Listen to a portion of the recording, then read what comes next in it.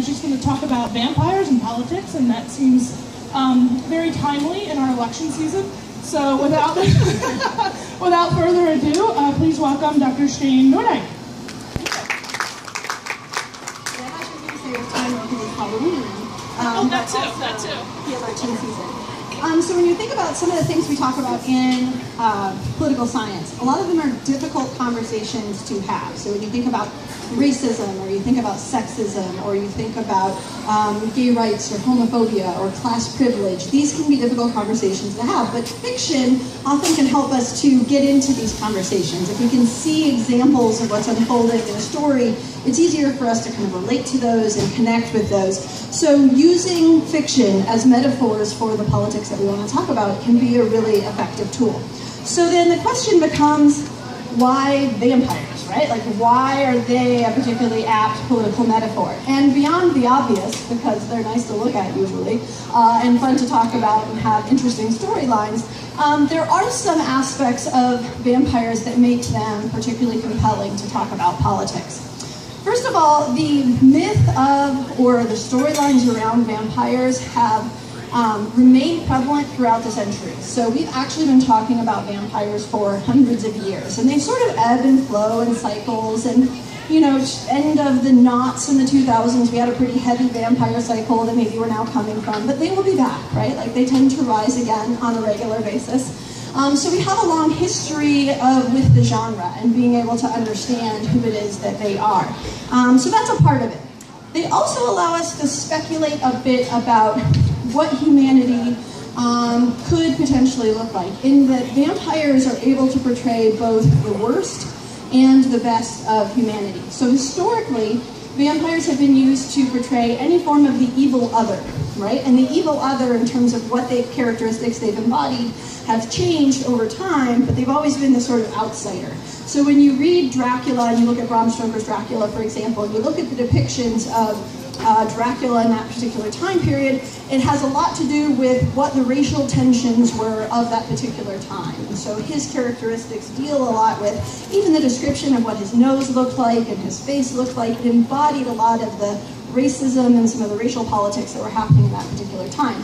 In vampires, because they're fictional, right, we can morph and we can update and we can change to be whatever it is that we're worried about at that time. They also tend to often deal with our sexual mores. So vampires typically do a little bit of gender bending. So you'll often see vampires who are, you know, wearing makeup, or they're dressing, male vampires dressing more effeminately. And they also tend to be a little loose, right, for lack of better words, right? They tend to be very sexual in how they're there. So again, it allows us to sort of deal with these issues that we have within society by talking about them within terms of the other. For gender politics in particular, vampires are a useful metaphor, in part because female vampires are as strong as male vampires. There is no sort of inherent weakness or lack of physical strength, or deficit of physical strength, that female vampires have versus their male counterparts. Also, in almost all of the writings about vampires, they are freed from any expectations of procreation or child rearing. So women are able to come into power and come into their own within the vampire genre in ways that they typically aren't in other ways of fiction, right? We also sometimes see this too in futuristic science fiction and in those types of things, where women are able to embody these different roles. And so we get to hypothesize about what female power would look like if it didn't have these expectations of constraints that we normally deal with. The other reason that vampires are useful is that, unlike zombies or werewolves, though there are some exceptions to the sort of characteristics of zombies as we usually think about them, vampires are fully sentient. So they are fully thinking beings, even when they're in sort of their vampire mode. They carry with them their memory of their human history, and they carry with them all of their sort of innate intelligence. So they're sentient, thoughtful beings in a way that we don't typically think about werewolves or zombies being. So they give us an opportunity to again think about humanity. In fact, in many cases, vampires have this sort of advantage of great wisdom from just having lived for decades, you know, hundreds and thousands of years, and being able to acquire that information. So one of the things that they allow us to do is to speculate about what humanity would look like if we were loose, if we were freed from some of the downsides of being mortal, right? So if we had, we could live forever, we didn't really have to eat, though we could occasionally, have to kill something, that kind of thing. We didn't have to worry about procreation or aging or money or any of those types of things. What would we actually look like, and how would we behave, and how would we organize our society? Vampires give us an opportunity to be able to think through that a little bit.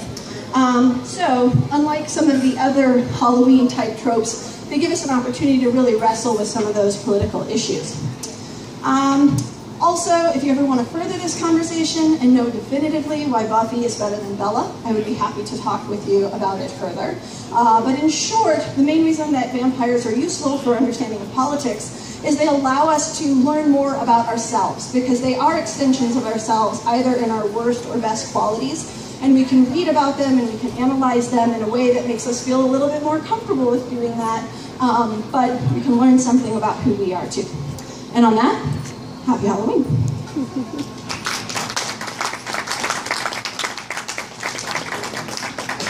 You usually